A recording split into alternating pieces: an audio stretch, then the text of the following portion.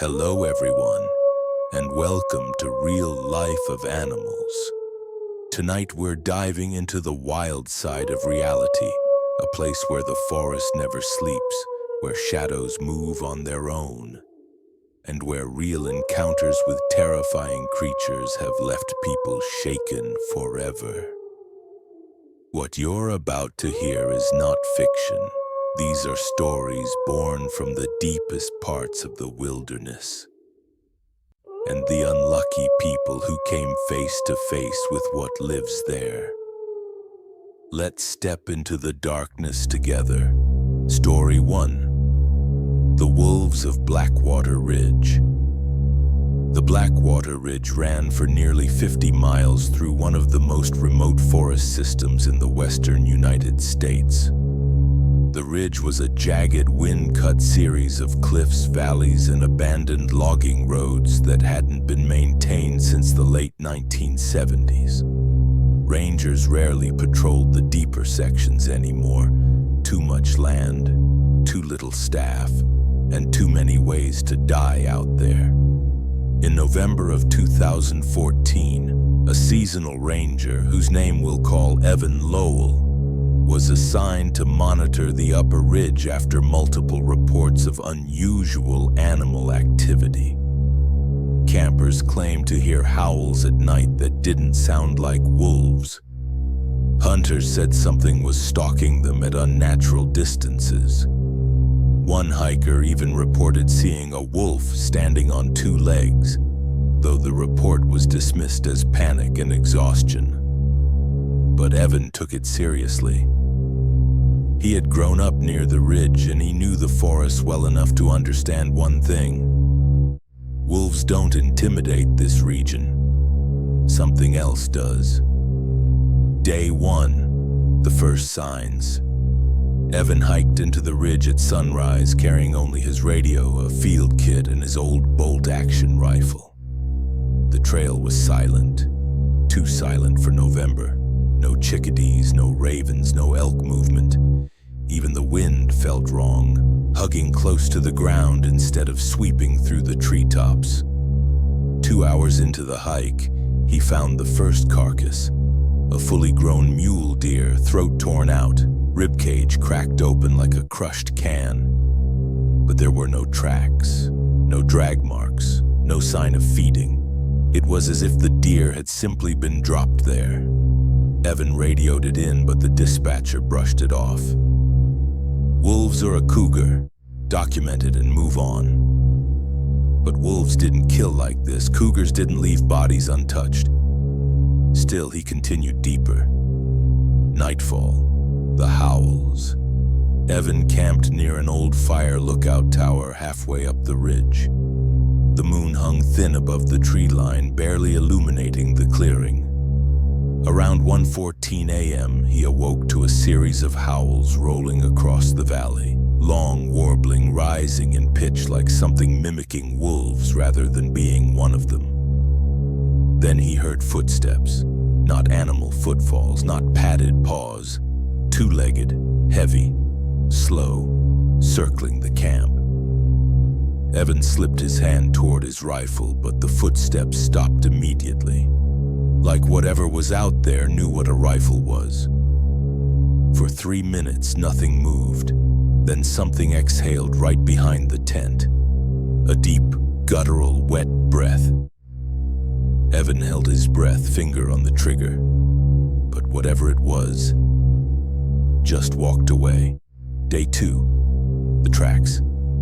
At dawn, Evan searched the perimeter and found prints, but they weren't wolf prints. They were larger, almost human-shaped, with elongated toes that ended in deep claw indents. Whatever made them walked bipedally but shifted weight like a quadruped. He photographed them, measured them, followed them. They led down a slope toward the Blackwater River where he made a second discovery. A torn-up campsite, 2 tents shredded, coolers split open, gear scattered across the rocks. But again, no bodies, no blood, no signs of struggle, like the people just evaporated. He reported it. Again, the dispatcher didn't care. "Pack it up, Lowell. Weather's turning. We'll check in a few days." Evan refused. Something was stalking people out here. The second night, hunting circles. As darkness fell, Evan climbed into the old lookout tower, bolting the hatch behind him. The forest below was pitch black, a solid wall of shadow pierced only by the occasional glint of moonlight. At 12:41 a.m., the howling returned. Not one creature, many. They moved in patterns, circling, coordinating. Wolves didn't do that. Not like this, not with this intelligence. Evan raised his binoculars and scanned the tree line. Then he saw them. 8 shapes, tall, too tall. Wolf-headed silhouettes moving upright between the trees, their eyes reflecting silver like polished metal. They broke formation suddenly and began running toward the tower. Evan braced the hatch and gripped his rifle as something slammed into the base of the structure. The metal groaned. Something scratched at the supports, long, dragging claws peeling wood like skin. Another creature began climbing. Evan fired once. A shriek echoed. The climbing stopped, but the howls grew louder, angrier. They didn't retreat. They waited. All night. Day 3. The riverbed at dawn. The creatures vanished as if they had dissolved into mist. Evan descended the tower cautiously, yet the forest felt wrong again, emptier than before. He followed the riverbed north, hoping to reach an old service cabin. But halfway there, he found more tracks, fresh, deep, numerous. Something was traveling in packs. Then he found a boot, just one, half buried in the mud. Then a second, then a human rib. Evan backed away slowly. He radioed for immediate evacuation.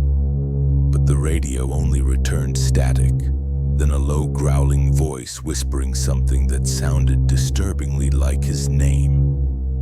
The final night.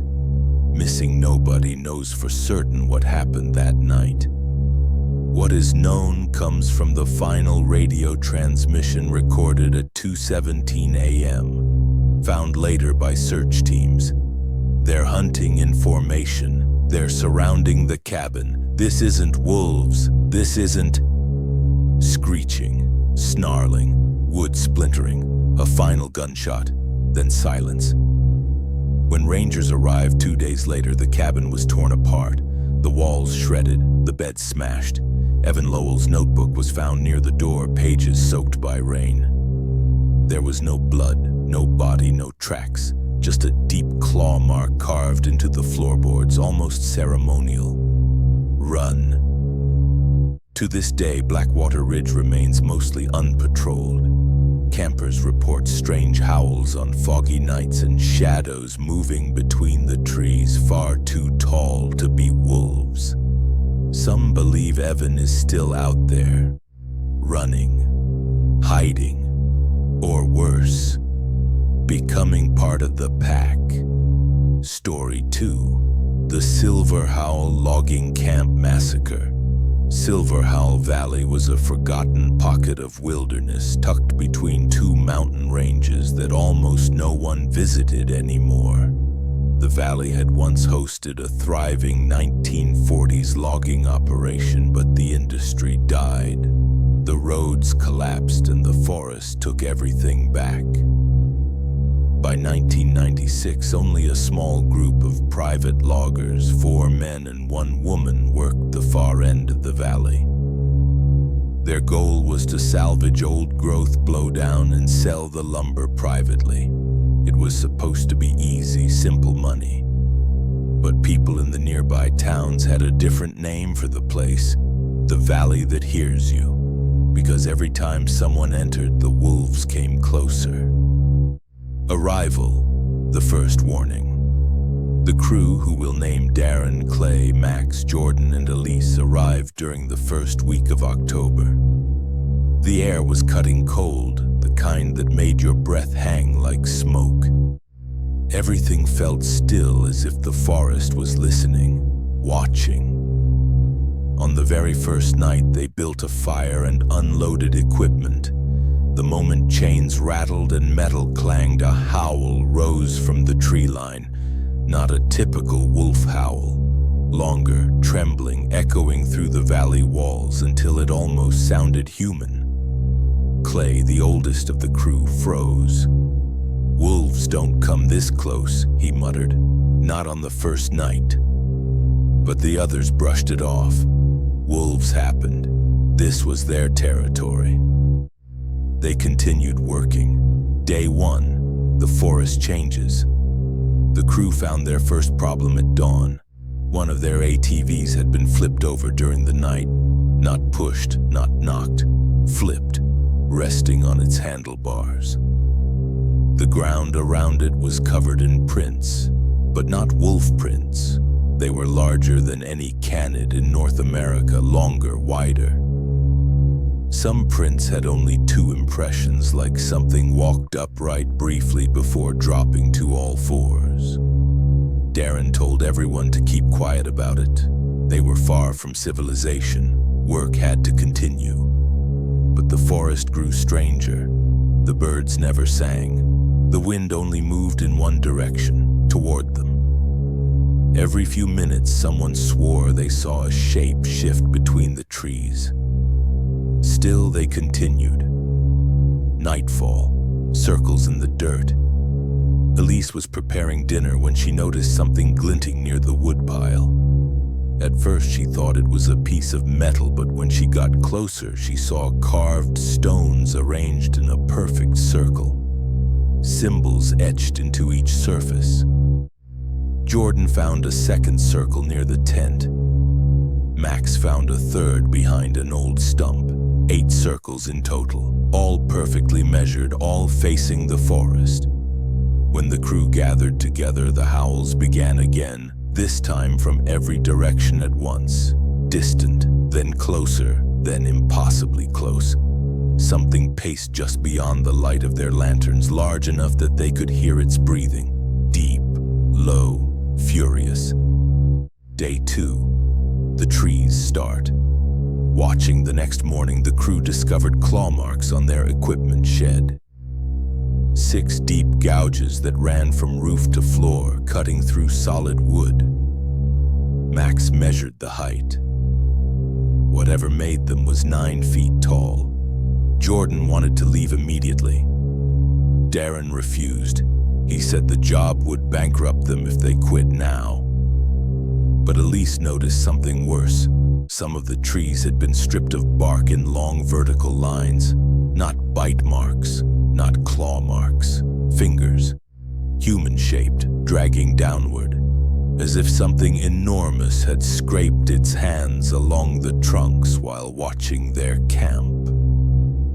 The crew argued for hours, but once again work continued. Dusk. The whispers.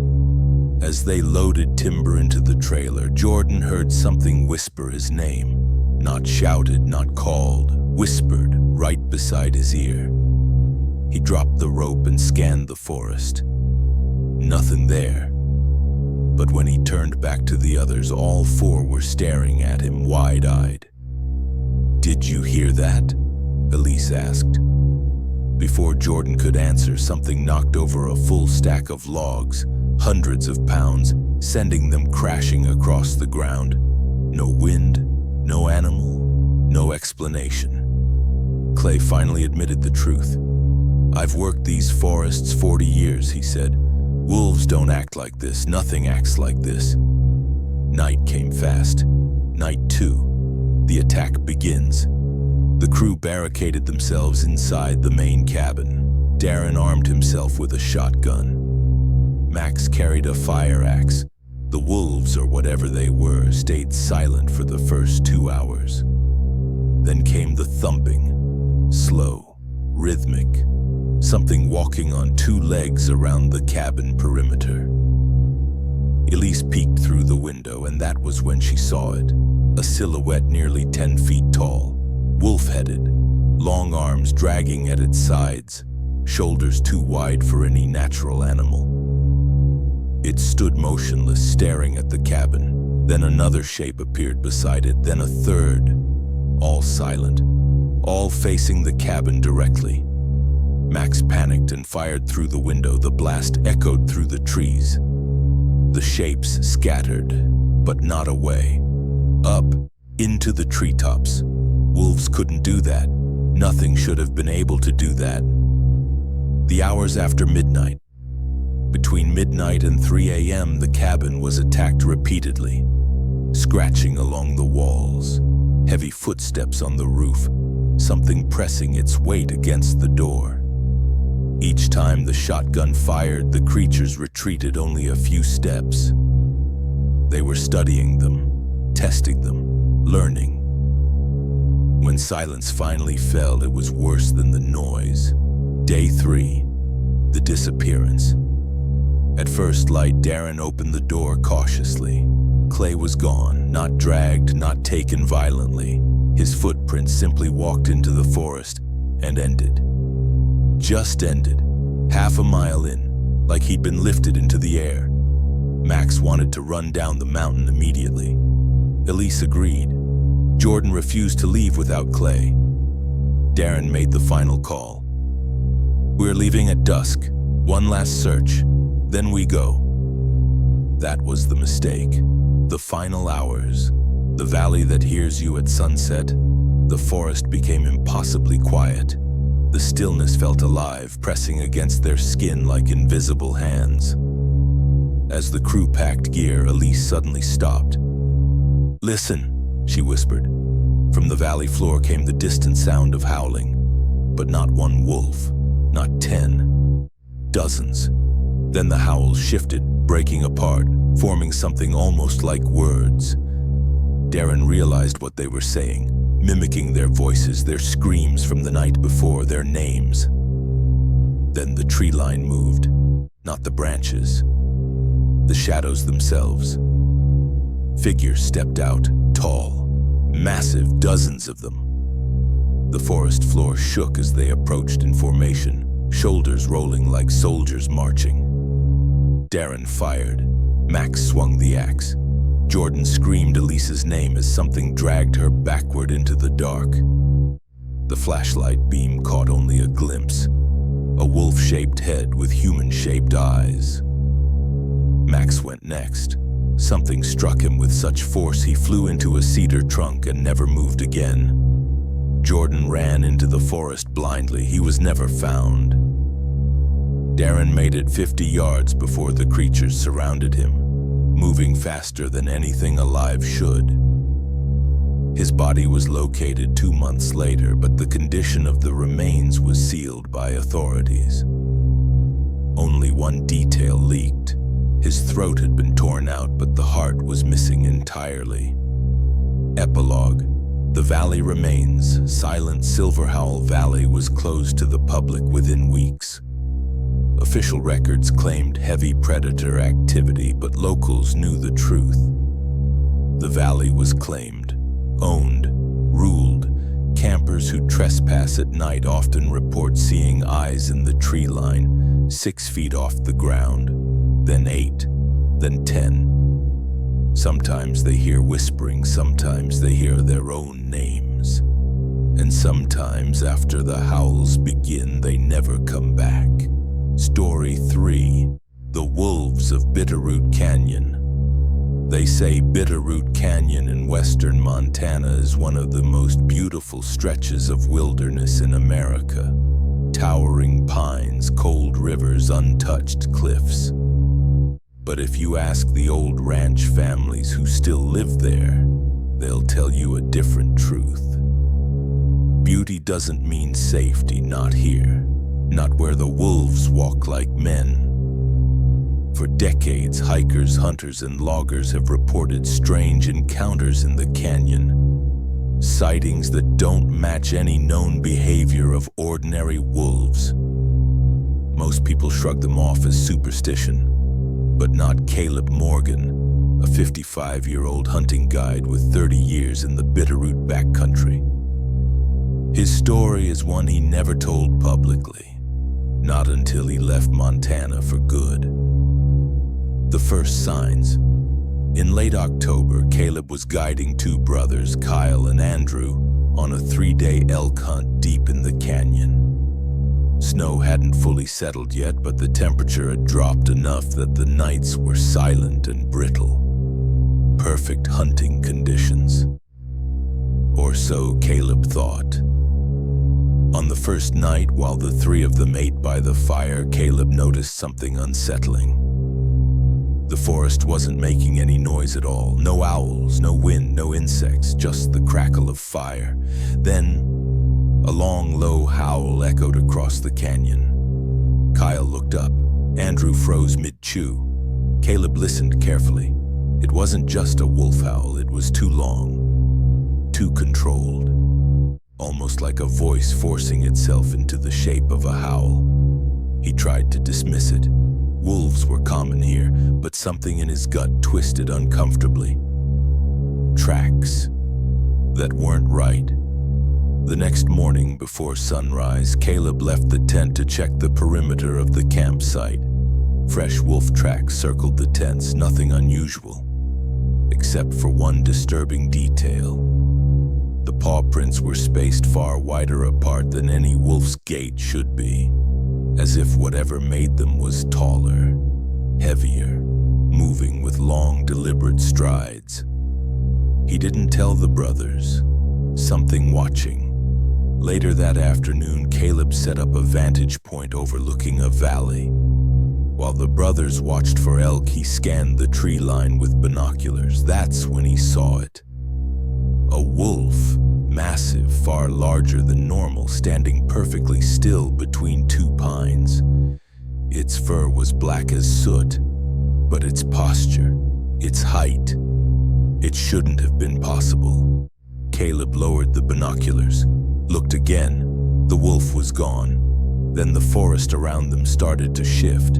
Subtle movements, as though several shapes were pacing just beyond the tree line. Caleb whispered, "Pack up, we're moving now." The brothers protested until they saw Caleb's expression. Then they packed quickly. But as they hiked, they heard footsteps behind them, heavy ones, crunching snow, measured, following, not running, not chasing, escorting nightfall. They set camp earlier than planned. Caleb doubled the fire, knowing wolves hated flames, at least normal ones did. As the darkness swallowed the trees, the howls began. Dozens of them, but they weren't chaotic like normal packs. They were synchronized, rhythmic, almost conversational. Then came the breathing, right behind the tents, slow, deep, wet. Andrew bolted out of the tent with a flashlight. Kyle grabbed him. Caleb hissed, "Turn it off. Don't give them a target." But Andrew didn't listen. He shined the beam directly into the forest. Two eyes reflected back, not yellow like a wolf's, but white, almost glowing. Then another pair, and another. 10 pairs of eyes at least, watching from just a few feet beyond the tree line. None of them blinked. Caleb raised his rifle. The eyes vanished instantly, as if their owner dropped straight to the ground. The circle. At around 3 a.m., the noises stopped.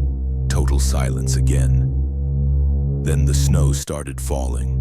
Light at first, then heavy. Caleb stepped outside to check the perimeter. That's when he saw the circle. A ring of paw prints, huge ones, perfectly spaced, encircling the camp. Not haphazard like wandering wolves. It looked precise, deliberate, as if marking territory, or a ritual. And at the north side of the circle lay a dead elk, untouched except for its head, which was missing. There was no blood in the snow. The vanishing brothers. When Caleb went to wake the brothers, he found Andrew's sleeping bag empty, unzipped neatly, not torn open.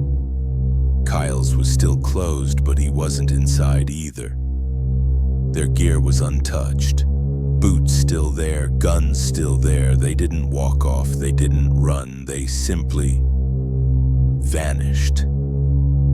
Caleb called out their names but stopped quickly when he heard something else. Two voices deep in the woods whispering back. But the voices didn't sound like people. They were too low, too stretched, like wolves imitating human speech, and they were repeating a single word: Caleb, the escape. At dawn, Caleb gathered what he could and ran, not hiked, not walked, ran a full 8 miles through rugged terrain until he reached his truck. The entire time he felt eyes following him, pacing him from the tree line, never attacking, never approaching, just watching. When he finally reached the ranger station, he filed an emergency report. Search and rescue teams spent 2 weeks looking for the brothers. They found nothing. No tracks, no clothing, not even disturbed snow. But one ranger privately told Caleb that deep in the canyon they found a fresh set of gigantic wolf prints. Prints that suddenly ended at a flat boulder, as if the animal stood up and walked away on 2 legs. Aftermath: Caleb left Montana the following year. He sold his cabin, his equipment, everything. He hasn't hunted since. When asked what he thinks took the brothers, he always gives the same answer. Those weren't wolves. They were something older. Something that remembers us. Even now, hikers still report strange howls in Bitterroot Canyon. Long, mournful cries that sound almost human. And sometimes campers claim to hear voices outside their tents. Gentle, whispering their names, inviting them into the dark. Story 4. The Ridge Where Wolves Don't Howl. Mark Dalton had worked as a backcountry ranger in the Montana-Idaho borderlands for nearly 12 years. He knew every ridge, every fire road, and every migration trail that cut across those endless pines. But there was one stretch of wilderness he avoided: Hollow Ridge, a place local rangers quietly referred to as the Ridge Where Wolves Don't Howl. The name wasn't poetic, it was literal. The entire region was dense wolf territory, and on any given night the forest echoed with their cries. But Hollow Ridge was silent, always. No howls, no movement, not even birds. Mark didn't bother questioning it. Some places felt wrong and he trusted his instincts. Then came the evening he had to ignore them. A distress call hit the ranger station around 9:45 p.m.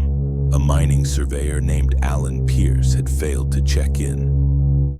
His GPS pinged from Hollow Ridge, less than a mile from the old fire tower. Mark grabbed his gear and headed out, muttering to himself the entire drive, trying to shake the tightening knot in his stomach. When he stepped out of his truck, the silence hit him hard. No wind, no insects, just stillness. He hiked toward the GPS marker, his flashlight cutting narrow tunnels of light between the trees. After 30 minutes, he reached the old fire tower, long abandoned, its steps rotted out and its legs wrapped in moss. And that's when he smelled it. Blood. Fresh blood. Mark followed the metallic scent behind the tower, his boots sinking into mud until his light landed on shredded canvas. The remnants of a tent. The ground around it was torn up, clawed apart as if something huge had dragged its weight in circles. But the tracks weren't right. They were wolf-like, but too large, too deep, and the spacing was wrong, almost as if whatever made them walked upright. The beam of his flashlight trembled. A low groan suddenly echoed from the trees. Mark lifted his radio. "Alan, if you can hear me, respond." A voice answered, but not from the radio. From behind him, weak, trembling, barely human. Help. Me. Mark spun around, scanning the trees until his light caught a figure half collapsed at the base of a cedar tree. Alan Pierce. His clothes were shredded, his face pale, and his arms covered with long, jagged cuts. Mark rushed to him, kneeling beside him. "Alan, stay with me. What happened?" Alan's eyes flicked open, unfocused and terrified. "It wasn't wolves. What was it?" Mark pressed. Alan's jaw shook violently. His voice cracked into a whisper. "It stood on two legs, and it didn't howl. It mimicked." Mark felt the air drain from his lungs. A deep sound suddenly vibrated through the forest. A warped, broken imitation of howling. Not loud, not natural. Something practicing the sound, trying to get it right. Alan's hand tightened weakly on Mark's sleeve. "It followed me here." Mark lifted his flashlight again, sweeping the tree line. That's when he saw them. Two enormous, reflective eyes, too high off the ground to belong to any wolf. They blinked once, then stepped forward. The creature's outline was wrong, too long, too tall. And when it opened its mouth, the forest echoed with another distorted howl. This one warped into a grotesque parody of the real thing. Mark didn't wait. He hauled Alan up and half carried, half dragged him down the ridge, refusing to look back even as branches snapped behind them in heavy, deliberate strides. The pursuit stopped only when they reached the fire road, because the forest ended there. Whatever lived in Hollow Ridge wouldn't cross the boundary. Alan survived, but permanently lost movement in his right arm. He never returned to the woods, and Mark never again took an assignment near Hollow Ridge. To this day, Hollow Ridge remains silent. No wolves howl there, because something else does. Something that hasn't learned how to sound like them. Story 5. The logging crew that vanished at Copperline Gulch. Copperline Gulch wasn't on most maps anymore. It used to be a thriving logging zone deep in northern Washington, but after a series of accidents and unexplainable disappearances, the company folded and left the forest to reclaim the land. For 20 years, no one touched Copperline Gulch. Not until Red Valley Timber bought the old rights and sent in a fresh crew to restart operations. The crew consisted of 6 men. Experienced loggers, tough men who weren't afraid of long nights, bears, or wolves. They joked about the old stories the locals whispered. Cursed forest, haunted woods, wolves that walk like men. Typical campfire nonsense. Or so they thought. Day 1. The whistle. On the first night, around 3 a.m., the loggers woke to a high-pitched whistle echoing across the gulch. Not a wolf howl, not a bird, a whistle. Human, but too loud, too prolonged. It wasn't coming toward the camp, it was circling it. The men blamed the wind, though none of them slept again. Day 2. The tracks. The next day, Foreman Evan Marshall found massive paw prints surrounding the equipment. But the prints overlapped oddly, as if the creature switched between 4 legs and 2. The spacing between strides shouldn't have been physically possible. They reported it to regional headquarters. HQ brushed it off. Wolves behave strangely during migration. Stay focused. They tried, but they couldn't ignore the feeling of being watched. Day 3. The something in the tree line around dusk. A logger named Kurt Davison yelled for everyone to look toward the ridge. Something stood between the trees. Tall, upright, covered in thick fur that blended with the shadows. It didn't advance. It didn't run away. It simply watched, its yellow eyes glowing like lanterns. When Evan raised his rifle, the creature stepped back into the trees, silent as snowfall. Day 4. The first screams. That night, the crew heard screams, violent, choked, and sharp. But they weren't animal screams, they were human. The crew searched the camp. Everyone was accounted for. The screams grew louder, echoing from the gulch, bouncing off the canyon walls, morphing and bending in impossible ways, like something was imitating a man being killed. One of the loggers vomited. Another begged Evan to let them leave. Evan refused. One more day, we finish the survey and go home. But they wouldn't. Day 5, the vanishing. At 6:40 a.m., Red Valley Timber received a final message from Evan. A garbled radio transmission. Creature in the trees, not a wolf. It's hunting. Kurt is gone, it talks. Then static. Then silence. The search. When search and rescue arrived, they expected to find bodies. They found nothing. Not a person, not a bone, not a shred of clothing, not a drop of blood. But the camp itself told a story. Tents shredded from the outside, deep claw marks in the soil. Too deep for wolves. Human-sized footprints that shifted into massive paw prints. Tools bent and twisted as if by enormous strength. At the edge of the camp, carved into a tree, was a single word. Stay. Investigators dismissed it as a prank or an inside conflict that escalated. But locals didn't buy that. They knew the stories. They knew what hunters whispered about Copperline Gulch. Creatures that looked like wolves from a distance, but too tall, too intelligent, too silent. Creatures that could mimic human voices so well that they lured men into the woods, never to return. No remains from the logging crew were ever found. Copperline Gulch was abandoned once again. And though the forest took back the land, the whistle still echoes there on cold nights. Circling, searching.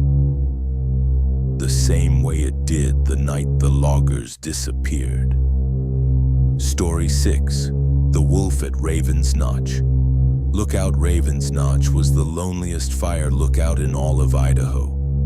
Perched on a jagged ridge and surrounded by thick, tangled forest, the tower stood watch over nearly 50 miles of wilderness. In summer, it was peaceful. In autumn, eerily silent. And in winter, almost no one dared to trek up the ridge. Except for Dylan Armitage, a seasoned fire spotter who preferred solitude over civilization. He took the winter shift every year, claiming he slept better with wind howling around the tower than he ever did in a city apartment. But the winter of 2017 would be different, and Dylan would never take another shift again. Night 1. The eyes in the snow. The first strange sign appeared just after midnight. Dylan noticed movement in the tree line below, slow, deliberate. Wolves were common in these mountains, but their eyes usually reflected white or pale blue under moonlight. These eyes glowed deep amber, almost orange. The animal stood unnervingly still, too still. When Dylan trained his binoculars on it, the creature did something no wild wolf had ever done. It stood up, 2 legs, straight, balanced, watching him. He dropped the binoculars. By the time he picked them up again, the creature was gone. Night 3. The footsteps on the stairs. On the 3rd night, a storm rolled in. Heavy snow, 0 visibility. Dylan secured the shutters and settled in to read. Then, clank. Something hit the metal stairs outside the tower. Heavy, slow, clank, clank, clank. Footsteps, but wrong. Too heavy for a human, too widely spaced for an animal. The steps reached halfway up the tower, then stopped. Dylan held his breath. After nearly a full minute of silence, something scraped against the door. a long, drawn-out dragging sound. Then a low growl vibrated through the steel frame. It wasn't a wolf's growl. It was deeper, resonant, intelligent. When Dylan shouted, "Who's out there?" the growl mimicked him, repeating his own words back in a distorted, warbling voice. He didn't sleep for the rest of the night. Night 5. The shadow in the floodlights. By the 5th night, Dylan had set up floodlights beneath the tower. He was tired of being watched. At 2:17 a.m., the motion sensors tripped. The lights snapped on. A massive shadow stretched across the snow. But the creature remained just outside the pool of light, pacing unseen. Its growls rose and fell like speech. It circled the tower for hours. Every time Dylan approached a window, the creature stopped moving, as if listening to his footsteps. He radioed the ranger station. They told him he was probably experiencing isolation stress. Dylan knew better. This thing was far too deliberate, far too aware. Night 7. The door opens. At 4:06 a.m., the lookout tower shook. Something slammed into the support beams, hard enough to rattle the coffee mug off the table. Then Dylan heard the worst sound imaginable. The door latch shifting, slowly, deliberately. The lock turned once, didn't open, turned again. He had bolted it from the inside, but the creature seemed to understand how doors worked. Dylan grabbed his flare gun, heart pounding. When the latch clicked a 3rd time, he fired a flare through the window. A shrill roar ripped through the storm. He never saw the creature fully, only a massive silhouette retreating into the blizzard, moving upright, its long limbs swinging like an ape's but bending like a wolf's. What they found. In the spring, Dylan radioed for emergency evacuation at dawn. A rescue team extracted him by helicopter later that day. He was shaking, delirious, and begging not to stay one more night. When spring finally melted the snow, rangers went up to inspect Raven's Notch. What they found was disturbing. Massive bipedal tracks circling the lookout, deep claw marks dug into the metal door, snow displaced in broad, sweeping arcs. As if something enormous had repeatedly charged the tower. But the most unsettling evidence was inside. Carved into Dylan's desk through solid wood were 3 words. "I know you." Dylan quit the service immediately. He never worked in the woods again. And Raven's Notch Lookout was closed the following year. But hikers who pass beneath the ridge on winter nights still report seeing amber eyes high on the mountain. Following them, tracking them, waiting for anyone foolish enough to spend the night in the tower again. Story 7. The Hollow Creek Miners. Hollow Creek sat deep in the mountains of West Virginia, a place where abandoned coal shafts outnumbered houses and the locals carried more folklore than maps. Most of the mines had been sealed shut by the late 1980s, and at least officially. But in 2021, 3 men, Rick Dalton, Harvey Cole, and Evan Maddox, were part-time scavengers. They collected old mining tools, lanterns, rail spikes, and anything antique dealers might buy for cash. They'd heard rumors of an unsealed shaft near Hollow Creek, one that should have stayed shut. They didn't listen, and what they found beneath the mountain was not man-made. Not entirely. Night 1, the first descent. They entered the shaft just after sunset. Moisture dripped from the ceiling, their headlamps cut through swirling dust. The old rail tracks led downward like a spine. Halfway in, Rick froze. "Did you hear that?" A whisper, faint but unmistakable, floated up the tunnel. "Down!" The air tasted metallic like old blood. Their lamps dimmed for a moment. Evan swallowed hard. Harvey forced a laugh, but all three had heard the same thing. They left early. Nobody talked on the way out. Night 2, the hollow chamber curiosity won over fear.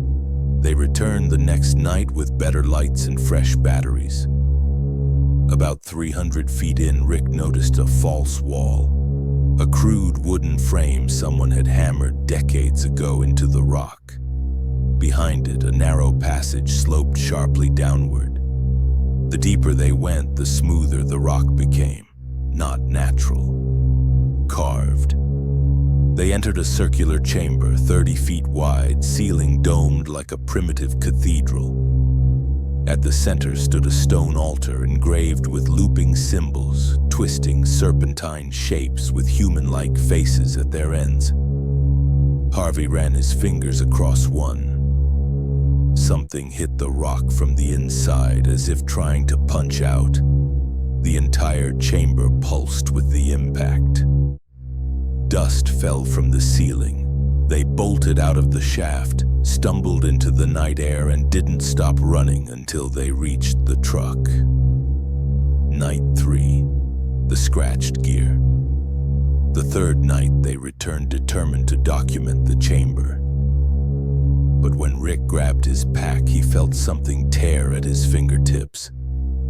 3 deep gouges ran across the fabric, claw marks precise and evenly spaced. No animal could have gotten into the garage where he stored it. No tool could have cut so cleanly. Harvey said quietly, "Something followed us out." Evan refused to speak at all. He kept glancing toward the tree line. Inside the mine, the chamber seemed warmer than before. The altar was vibrating softly, like something breathing beneath it. Night 4. The movement behind the walls. They reached the chamber earlier this time. Evan set up audio recorders. Harvey took photographs. Then the walls began to shift. At first, they thought it was a trick of the light. But the stone bulged inward, then outward, like lungs expanding. Evan whispered, "The walls are moving." A scraping sound circled the chamber. No footsteps, just something dragging itself around them. Rick pointed his flashlight at the passage they'd entered from. A figure stood there, long, thin, taller than any person, its limbs bent wrong, its skin gray and stretched tight over bone, and its eyes, black reflective pits, did not blink. The creature retreated into darkness when Rick screamed, but they heard it following them all the way up the tunnel. Night 5, the descent of the howls. They met at Rick's house, swearing they were done. Then the howling started. Not wolves, not coyotes. Something deeper, resonant, echoing inside their skulls rather than through the trees. Rick's house shook. Pictures fell from the walls. The sound wouldn't stop until Rick grabbed his gear and shouted, "Fine, we're going back." The moment he said it, the howling ceased, as if something had been waiting for their answer. Night 6. The truth of the altar. They descended with weapons, shotguns, knives, and a heavy pry bar. Inside the chamber, the altar had cracked open. Inside, the stone was not stone at all. It was flesh. Pale, rubbery tissue pulsed from the split, as if the altar were the hardened shell of some larger organism. The air stank of rot. Harvey stumbled backward. Then a voice, human, female, echoed through the chamber. "Help me, please." They knew it was a trap. The voice came from everywhere at once. The walls rippled, the tunnels groaned, and the creature they had seen earlier skittered along the ceiling, limbs folding like a spider's, head twisting upside down to look at them. Night 7. Collapse. They tried to escape. The creature shrieked. A sound so sharp Rick felt blood leak from his ears. The ceiling cracked. Chunks of rock crashed down behind them. Evan went down first, pinned by falling debris.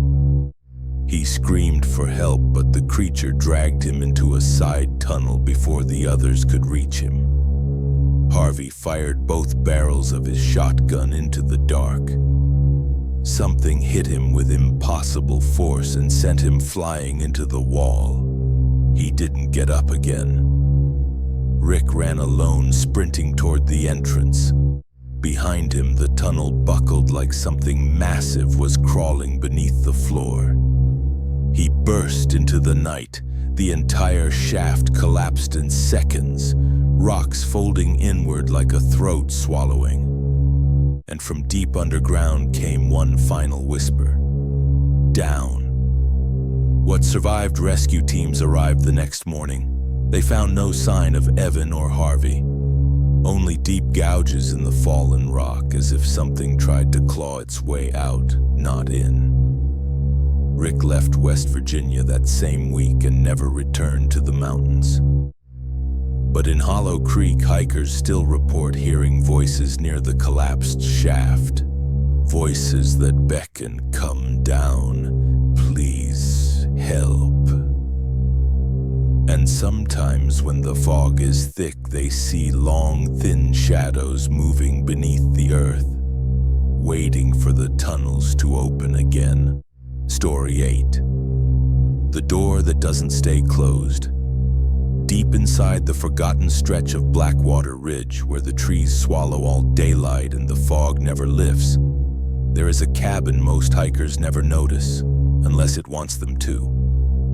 Locals call it the Breathing Cabin. No one built it, no one claimed it, but everyone who gets too close remembers one thing: the door never stays closed.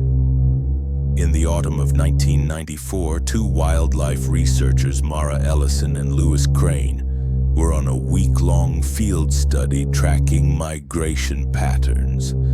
On their third night, they heard what sounded like steady, rhythmic knocking echoing through the forest, like someone tapping from inside a hollow space.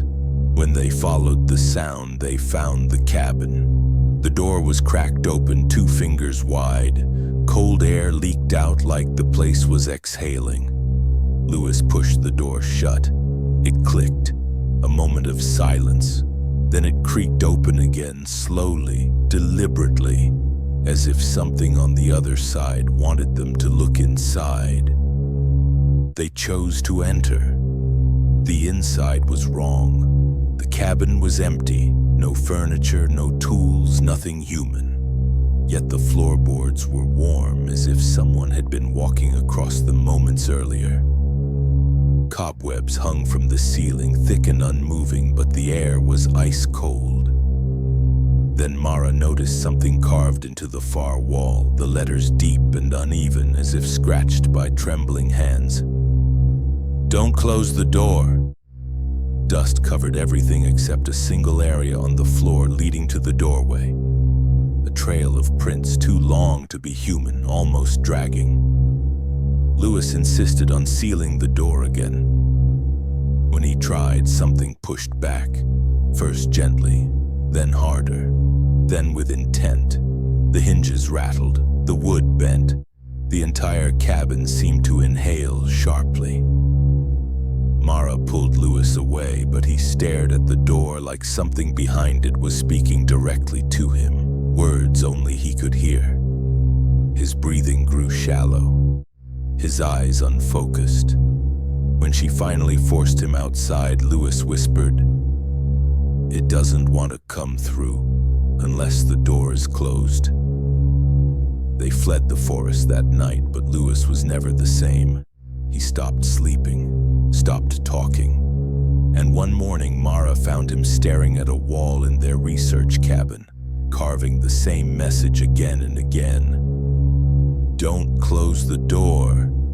Today, hikers still report finding the cabin. Some say the door is open, some say it's closed, but all of them hear knocking from the inside. And if they touch the door even lightly, they swear they feel something on the other side touch back. Like a hand, cold and patient, waiting for someone foolish enough to shut it completely.